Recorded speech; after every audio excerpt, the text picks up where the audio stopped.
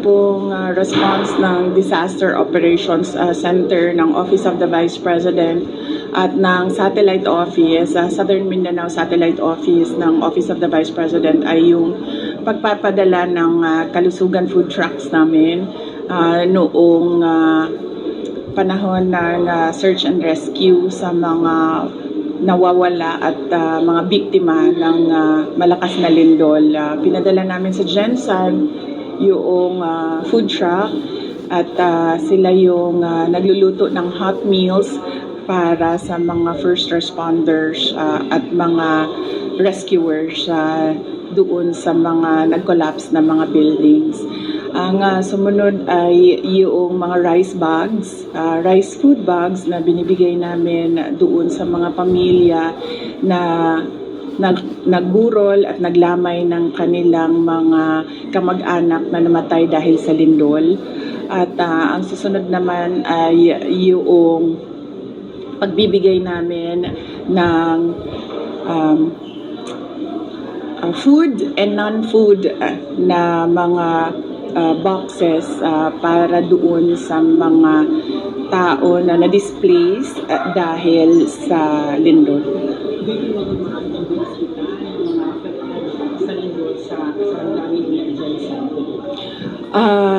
Yes, oo. Kanina umaga galing kami sa Cotabato City, hindi dahil sa lindol, kundi meron kaming mga activities doon para sa OVP Satellite Office ng BARM. So, ginawa namin yung distribution ng rice food bags namin sa iba't ibang sektor doon sa isang barangay sa Cotabato City. At meron kaming binuksan na extra plus ordinary OVP exhibit doon sa isang paaralan para ito sa dagdag kaalaman ng ating mga elementary and high school students para sa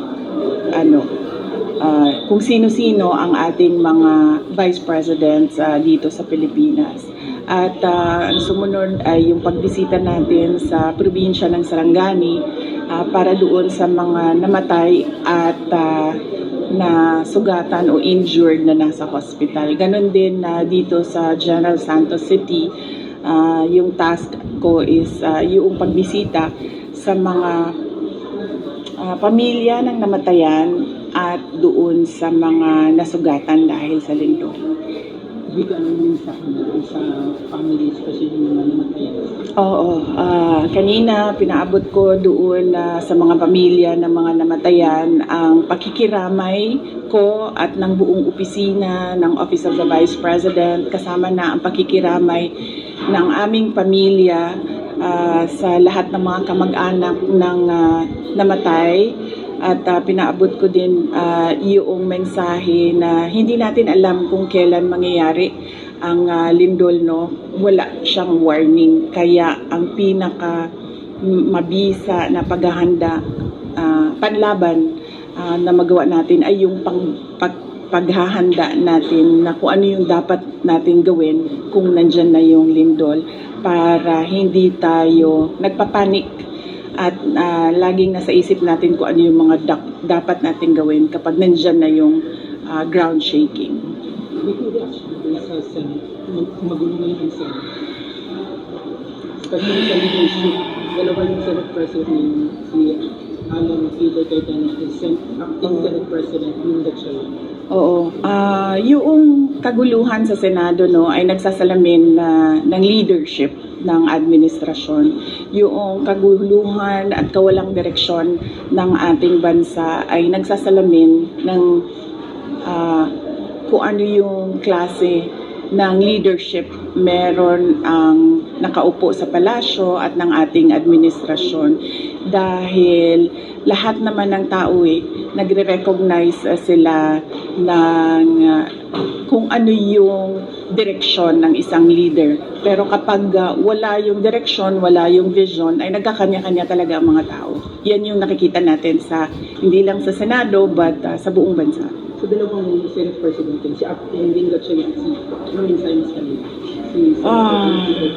Wala akong individual na mensahe para sa ating mga miyembro ng Senado, pero dahil sila ay hindi dalawang grupo kundi isang institusyon, ay dapat pag-usapan noong 24 kasama yung mga nakulong kasama yung nagtatago, kung ano ba dapat ang prioridad ng kanilang institusyon at ano yung kanilang trabaho na naaayon sa ating saligang batas. Para sa iyo, legal ba yung naging quorum ng Gatchalian Black? Wala akong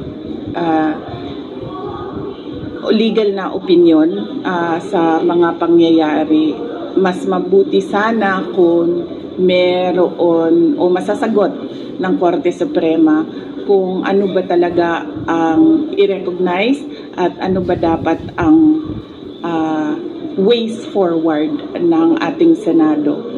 Hindi mo nakita yung impeachment trial sa Senate. Wala naman ako. Ang preparation, ang paghahanda ng impeachment trial ay iniwan ko na sa mga abogado. Sinabihan ko na rin sila na susunod na lamang ako sa kung ano yung desisyon ng mga abogado. Kasi ako bilang abogado, meron din ako mga iniisip, meron din akong mga gustong gawin, pero sa aking estado na ngayon ako ay client, kinlaro ko yon sa mga abogado na gawin nating maliit lang yung team para madaling makapag-usap at kung ano yung sa tingin nila pinakatama at pinakamabisa at pinakamagaling na paraan ng kanilang defense ay susunod lang ako bilang kliyente nila. Last na buti. Ala ka, oy. Pwede mo ba sabihin kung sino ang ano mo? Ano mo? Hindi ako makakomment dyan. Wala ako alam dyan sa ICC. Tanong mo yung abogado, ang pinaka tama na tao na magbigay ng komento sa ICC na kaso ni dating Pangulong Rodrigo Duterte ay yung kanyang abogado ngayon.